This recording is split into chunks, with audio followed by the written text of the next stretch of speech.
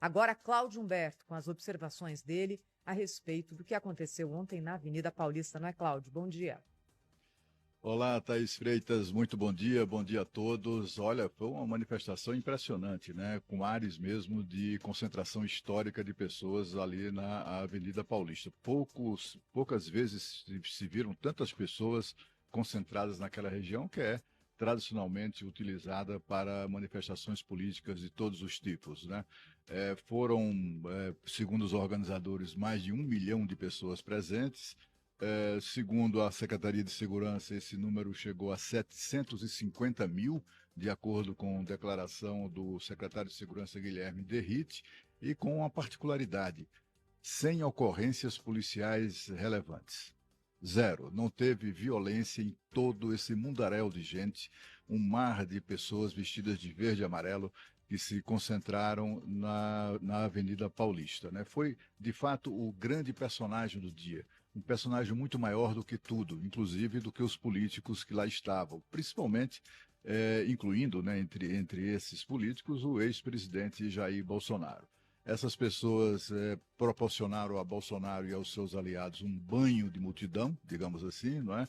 Mas tem alguns outros significados, como, por exemplo, o fato de que essas pessoas perderam o medo de ir para as ruas. Estavam um tanto quanto receosas, um tanto quanto cautelosas, não são pessoas dadas a enfrentamento nas ruas, né, a bagunça e etc. São pessoas ordeiras, como demonstrou o próprio secretário de Segurança fazendo um balanço das ocorrências mínimas e sem relevância que aconteceram na Paulista, né?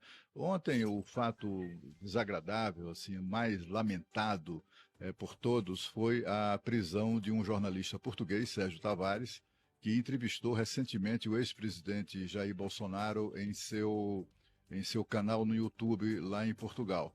E parece ter entrado por isso numa espécie de índex, né, de lista negra, alguma coisa do gênero, do governo, que acabou usando a Polícia Federal como polícia política, né?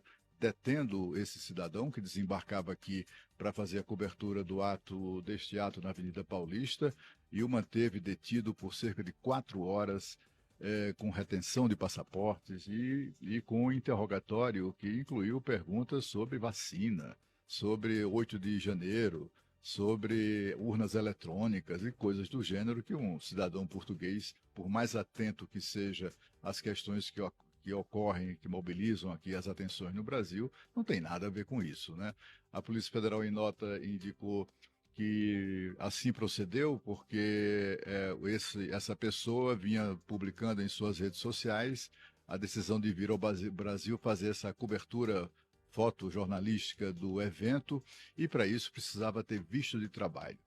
E aí também a nota do governo acaba escorregando no tomate, porque o próprio governo está lá no site da Presidência da República, a legislação indicando que jornalistas da União Europeia que venham para o Brasil por 90 dias, pelo prazo de 90 dias, ele não precisa apresentar visto algum, nem de trabalho, nem de coisa nenhuma, nenhum visto. Simplesmente tem livre acesso ao Brasil, como acontece no mundo inteiro, né?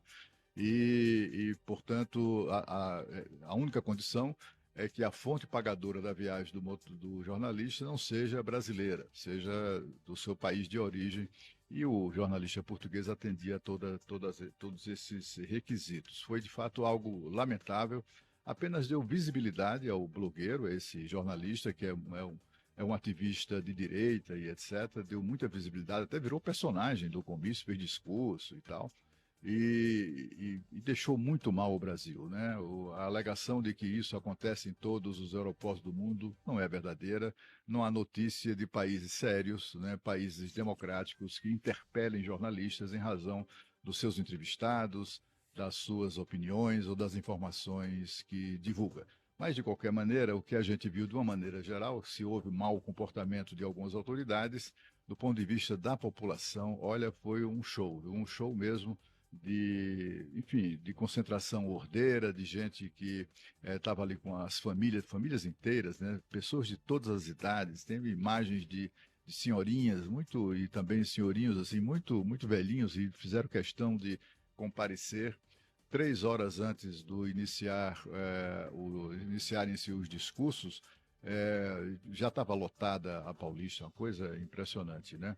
E como eu disse, eu acho que o menos importante foi o que foram os discursos. O importante mesmo foi o show proporcionado mais uma vez pela população brasileira, que em outras ocasiões também se comportou dessa maneira, de maneira pacífica, ordeira, como deve ser mesmo, e sobretudo democrática num país como o Brasil. Como disse a Thaís, essa manifestação, pela sua dimensão, serve de alerta mesmo, né? Serve de alerta para muita gente que imagina que metade do Brasil é uma metade delinquente, que queira eventualmente tocar fogo no país e coisas do gênero, né? E também serve de advertência no sentido de que nem tudo que se alega contra seus líderes eles levam a sério, né? Essa metade do Brasil que votou no Bolsonaro, quase metade, né? Que votou no Bolsonaro nas eleições de 2022.